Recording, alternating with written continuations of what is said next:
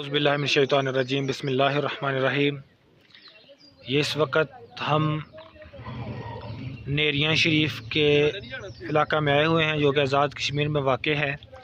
और ये सामने जो ये दरबार शरीफ मज़ार पाक नज़र आ रहा है, मज़ार का गुंबद है और ये साथ में मस्जिद है जहाँ पर हमने आज रात स्टे किया। और यहाँ पर रात गुजारिश के अलावा रात को महफ़िल में शिरकत हुई।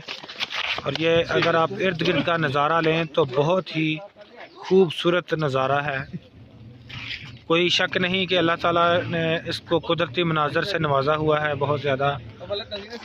यहाँ पर दुनियावी हुस्न और रूहानी हुस्न दोनों देखने को मिलते हैं। और ये मेरे साथ मेरे दोस्त भी मौजूद हैं जो कुछ गाड़ी में बैठे हुए हैं, कुछ ये बाहर बैठे हुए हैं। और ये पूरी रात बहुत ज़्यादा महफ़िल की रूहानियत से लुत्फ़अंदोज़ हुए हैं अल्हम्दुलिल्लाह।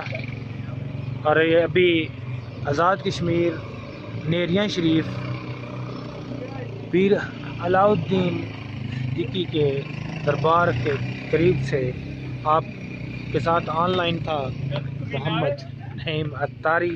आप सबका बहुत शुक्रिया। अस्सलाम वालेकुम।